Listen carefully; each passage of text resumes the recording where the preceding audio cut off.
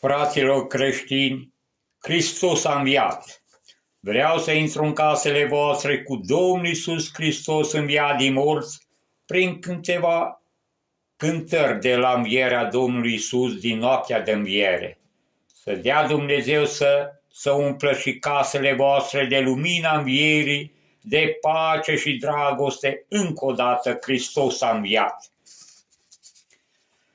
Învierea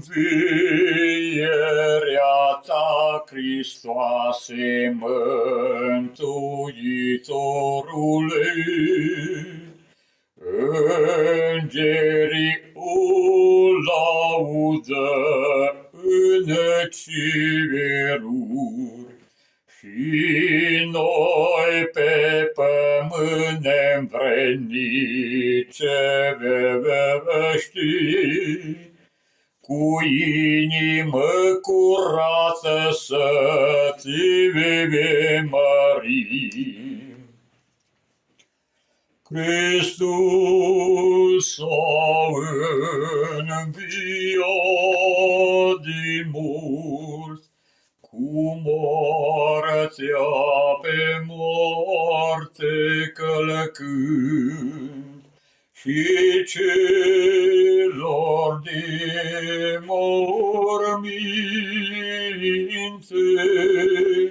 viață dăruindu-le. Hristos a înviat din morți, cu moartea pe moarte călcând, și celor din morminte viață dăruindu-le.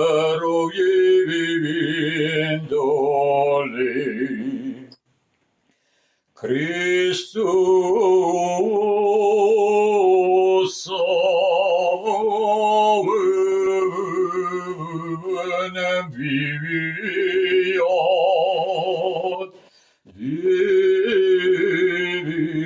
morți, cu moartea pe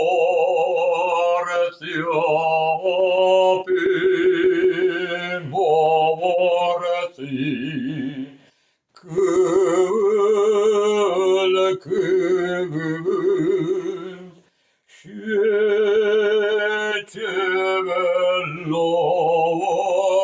din morminte viață dăruindu-le.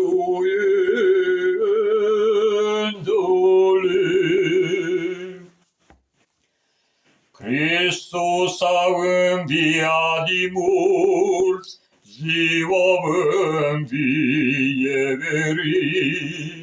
poporă să ne luminăm, Paștile Domnului, Paștile, că din moarte la viață și de pe pământ la cer, Hristos Dumnezeu ne-a trecut pe noi. Cei ce cântă în cântare de biruință.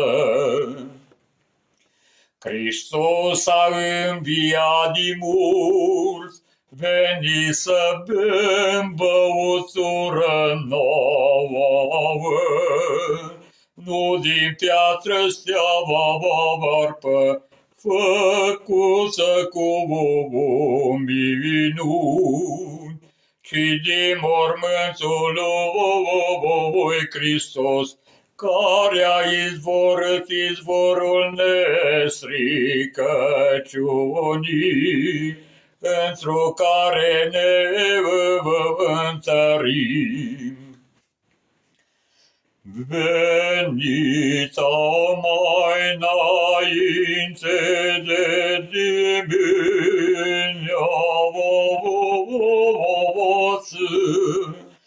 cele ce au fost cu Moria, și-aflând piatra răsturnată de pe mormânt, auziți-o de la îngeri, pentru cel căuțați cu cei mulți, ca pe un nou, pe cel ce iese într-o lumina cea pururea, filițorii. Vedeți voi ciulciurile cele de îngropare, alerga și propovăduiți lumii, că s-a sculat Domnul, umorând de morțea, că este Fiul lui Dumnezeu, cel ce-a mântuit neamul omenesc. Hristos a înviat din morți, la dumnezeiască stravajă, de Dumnezeu grăitorul acum să stea împreună cu noi și să arate pe îngerul cel purtător de lumină, care a grăit cu mare glas. Astăzi este mântuirea lumii, ca înviava Hristos, ca cel atotputernic. Hristos a înviat din morți, să mânecăm cu mânecare adâncă, și în loc de mir cântare să aducem Stăpânului și să vedem pe Hristos, soarele dreptății tuturor viață răsărind. Hristos a înviat din morți, pogorât te-ai în cele mai de jos ale pământului și-ai sfărâmat în cuieturile cele veșnice,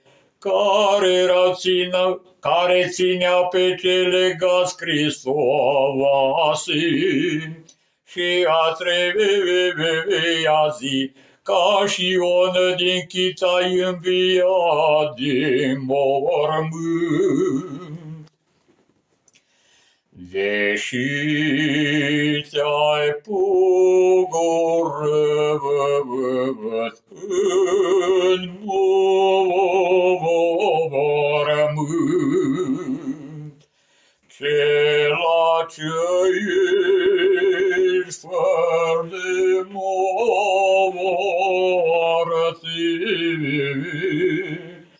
dar puterea iadului ai zdrobit și-ai înviat ca umbritor Hristoase, Dumnezeule.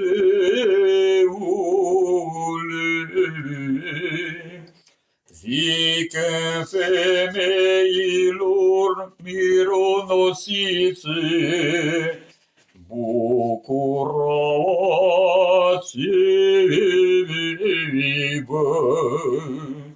și-apostolilor tăi pace, dăruindu-le.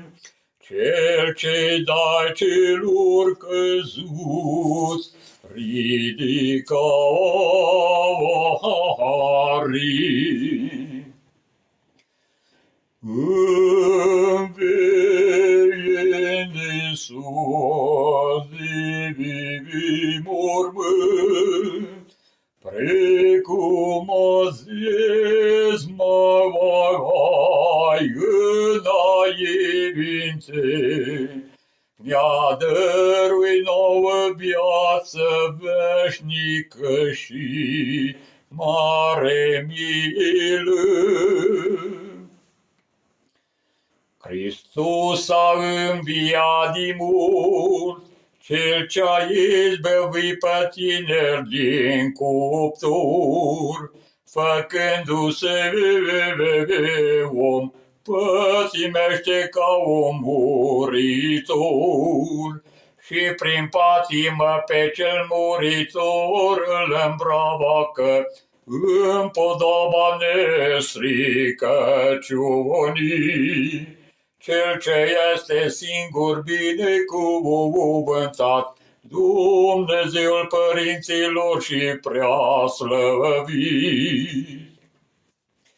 Hristos a înviat din mult, această vestită și sfântă zi, una a sâmbetelor, împărățeasă și Doamnă, al praznicilor, praznic și sărbătoarea a sărbătorilor, este, întru care binecuvântăm pe Hristos în veci. Luminează-te, luminează-te, noule Ierusalime, că slava Domnului peste tine a răvăsărit. Saltă acum și te bucură, Sioane, iar tu, curată născătoare de Dumnezeu, veselește-te într-o învierea celui născut al tău. O Dumnezeiesc, o iubit, o prea dulcele tău glas, că cu noi ai făgăduit să fii cu adevărat până la sfârșitul veacului Hristos, pe care întărire de nădejde, avându-l credincioșii ne bucurăm. Cu trupul adormină ca un muritor.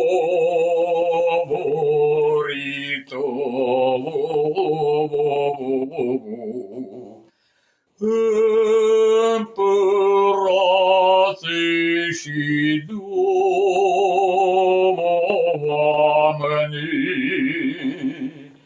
a treia zi ai înviat.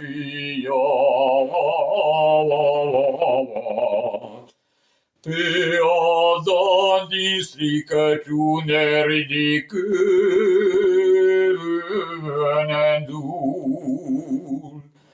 și morția pierzând.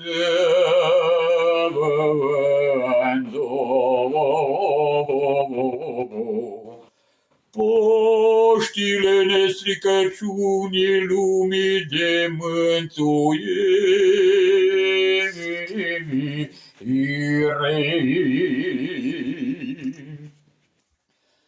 Hristos